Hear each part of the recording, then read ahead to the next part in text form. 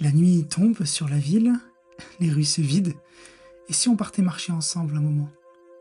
En plus, Guide Maupassant nous accompagne. Le livre commence maintenant.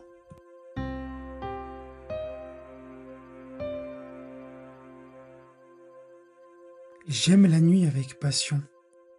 Je l'aime comme on aime son pays ou sa maîtresse, d'un amour instinctif, profond, invincible. Je l'aime avec tous mes sens, avec mes yeux qui la voient, avec mon odorat qui la respire, avec mes oreilles qui en écoutent le silence, avec toute ma chair que les ténèbres caressent. Les alouettes chantent dans le soleil, dans l'air bleu, dans l'air chaud, dans l'air léger des matinées claires. Le hibou fuit dans la nuit, tache noire qui passe à travers l'espace noir, et réjoui, grisé par le noir immense, il pousse son cri vibrant et sinistre. Le jour me fatigue et m'ennuie. Il est brutal et bruyant. Je me lève avec peine. Je m'habille avec lassitude, je sors avec regret, et chaque pas, chaque mouvement, chaque geste, chaque parole, chaque pensée me fatigue comme si je soulevais un écrasant fardeau. Quand le soleil baisse, une joie confuse, une joie de tout mon corps m'envahit. Je m'éveille, je m'anime. À mesure que l'ombre grandit, je me sens tout autre, plus jeune, plus fort, plus alerte, plus heureux. Je la regarde s'épaissir, la grande ombre douce tombée du ciel. Elle noie la ville, comme une onde insaisissable et impénétrable. Elle cache, efface, détruit les couleurs, les formes, étreint les maisons, les êtres, les monuments de son imperceptible toucher. Alors j'ai envie de crier de plaisir comme les chouettes, de courir sur les toits comme les chats, et un impétueux, un invincible désir d'aimer s'allume dans mes veines. Je vais, je marche, tantôt dans les faubourgs assombris, tantôt dans les bois voisins de Paris, où j'entends rôder mes sœurs les bêtes et mes frères les braconniers. Ce qu'on aime avec violence finit toujours par vous tuer. Mais comment expliquer ce qui m'arrive? Comment même faire comprendre que je puisse la raconter? Je ne sais pas, je ne sais plus. Je sais seulement que cela est. Voilà. Donc, hier était-ce hier? Oui, sans doute, à moins que ce ne soit auparavant, un autre jour, un autre mois, une autre année, je ne sais pas.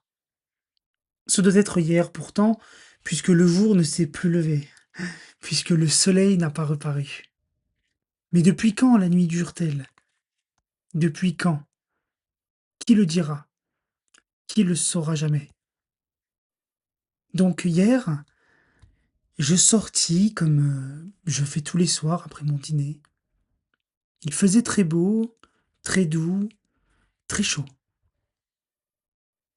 En descendant vers les boulevards, je regardais au-dessus de ma tête le fleuve noir et plein d'étoiles, découpé dans le ciel par les toits de la rue qui tournaient et faisaient onduler comme une vraie rivière ce ruisseau roulant des astres. Tout était clair dans l'air léger, depuis les planètes jusqu'au bec de gaz. Tant de feux brillaient là-haut et dans la ville que les ténèbres en semblaient lumineuses. Les nuits luisantes sont plus joyeuses que les grands jours de soleil. Sur le boulevard, les cafés flamboyaient. On riait, on passait, on buvait. J'entrai au théâtre quelques instants. Dans quel théâtre? Je ne sais plus. Il y faisait si clair que cela m'attrista et je ressortis le cœur un peu assombri par ce choc de lumière brutale sur les hors du balcon, par le scintillement factice du lustre énorme de cristal, par la barrière du feu de la rampe, par la mélancolie de cette clarté fausse et crue. Je gagnais les Champs-Élysées, où les cafés-concerts semblaient des foyers d'incendie dans les feuillages. Les marronniers frottés de lumière jaune avaient l'air peint d'un air d'arbres phosphorescents. Et les globes électriques, pareils à des lunes éclatantes et pâles, à des œufs de lune tombés du ciel, à des perles monstrueuses, vivantes, faisaient pâlir sur leur clarté nacrée, mystérieuse et royale, les filets de gaz, de vilains gaz sales, et les guirlandes de verres de couleur. Je m'arrêtai sous l'arc de triomphe pour regarder l'avenue, la longue et admirable avenue étoilée, allant vers Paris entre deux lignes de feu, et les astres. Les astres, là-haut, les astres inconnus jetés au hasard dans l'immensité où ils dessinent ces figures bizarres qui font tant rêver, qui font tant songer. J'entrai dans le bois de Boulogne et j'y restai longtemps, longtemps.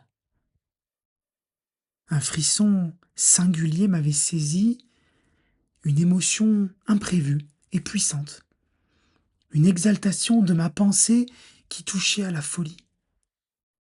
Je marchai longtemps, longtemps, puis je revins. Quelle heure était-il quand je repassai sous l'Arc de Triomphe? Je ne sais pas. La ville s'endormait et des nuages, de gros nuages noirs, s'étendaient lentement sur le ciel.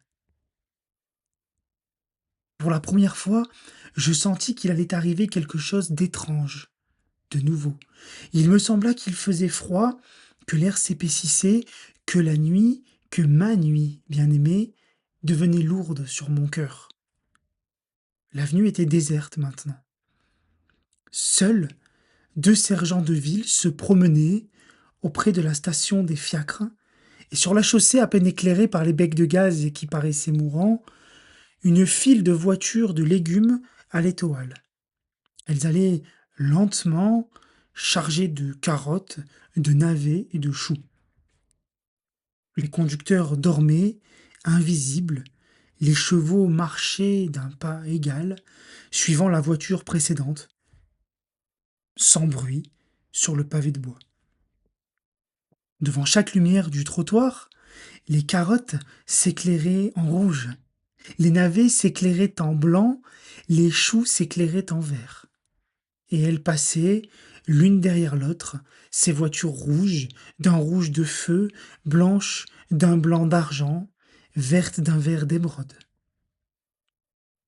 Je les suivis, puis je tournai par la rue Royale et revins sur les boulevards. Plus personne, plus de cafés éclairés, quelques attardés seulement qui se hâtaient. Je n'avais jamais vu Paris aussi mort, aussi désert. Je tirai ma montre, il était 2 heures. Une force me poussait, un besoin de marcher. J'allai donc jusqu'à la Bastille. Là, je m'aperçus que je n'avais jamais vu une si sombre nuit, car je ne distinguais pas même la colonne de Juillet, dont le génie d'or était perdu dans l'impénétrable obscurité. Une voûte de nuages, épaisse comme l'immensité, avait noyé les étoiles et semblait s'abaisser sur la terre pour l'anéantir. Je revins, il n'y avait plus personne autour de moi. Place du château d'eau, pourtant, un ivrogne faillit me heurter, puis il disparut. J'entendis quelque temps son pas inégal et sonore. J'allai. À la hauteur du faubourg Montmartre, un fiacre passa, descendant vers la Seine. Je l'appelai. Le cocher ne répondit pas. Une femme rôdait près de la rue Drouot. Monsieur, écoutez donc. Je hâtai le pas pour éviter sa main tendue. Puis plus rien. Devant le vaudeville, un chiffonnier fouillait le ruisseau. Sa petite lanterne flottait au ras du sol. Je lui demandai. Quelle heure est-il, mon brave? Il grogna. Est-ce que je le sais? J'ai pas de montre. Alors je m'aperçus tout à coup que les becs de gaz étaient éteints. Je sais qu'on les supprime de bonne heure, avant le jour en cette saison par économie. Mais le jour était encore loin, si loin de paraître. Allons aux Halles, pensai-je. Là au moins, je trouverai la vie. Je me mis en route, mais je n'y voyais même pas pour me conduire. J'avançais lentement, comme on fait dans un bois, reconnaissant les rues en les comptant. Devant le Crédit Lyonnais, un chien grogna. Je tournai par les rues de Gramont, je me perdis. J'errai, puis je reconnus la bourse aux grilles de fer qui l'entourent. Paris entier dormait d'un sommeil profond, effrayant. Au loin pourtant, un fiacre roulait, un seul fiacre, celui peut-être qui avait passé devant moi tout à l'heure. Je cherchais à le joindre, allant vers le bruit de ses roues à travers les rues solitaires et noires, noires, noires comme la mort. Je me perdis encore. Où étais-je? Quelle folie d'éteindre sitôt le gaz! Pas un passant, pas un attardé, pas un rôdeur, pas un miaulement de chat amoureux. Rien. Où donc étaient les sergents de ville?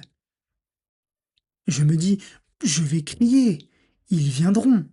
Je criai. Personne ne répondit. J'appelai plus fort.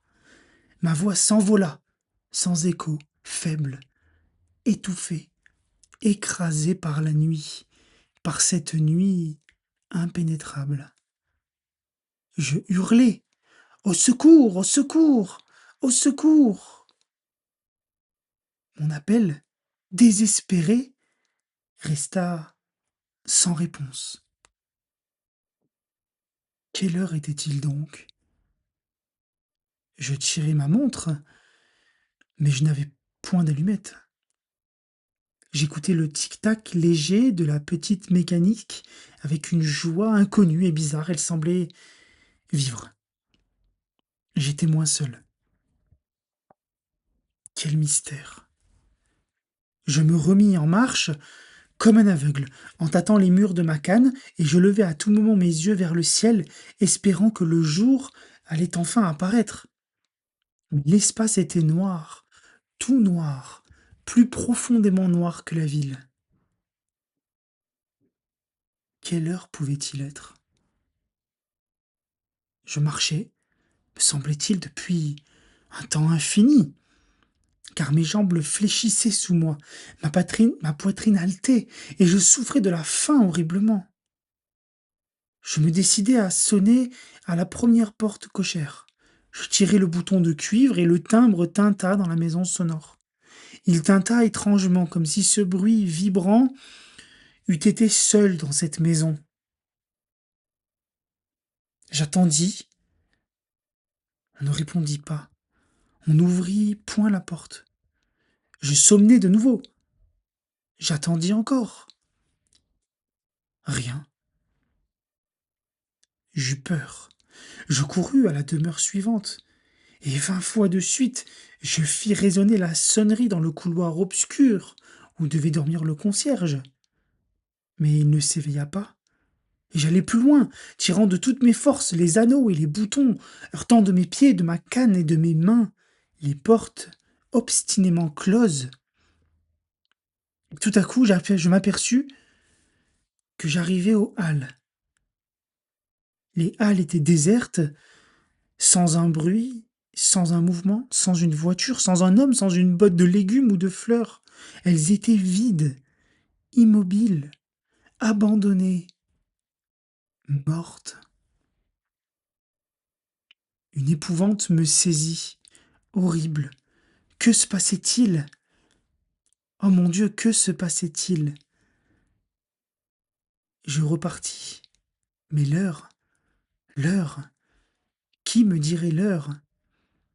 Aucune horloge ne sonnait dans les clochers ou dans les monuments. Je pensais, je vais ouvrir le verre de ma montre et tâter l'aiguille avec mes doigts. Je tirai ma montre. Elle ne battait plus. Elle était arrêtée. Plus rien, plus rien, plus un frisson dans la ville, pas une lueur, pas un frôlement de son dans l'air, rien. plus rien, plus même le roulement lointain du fiacre, plus rien.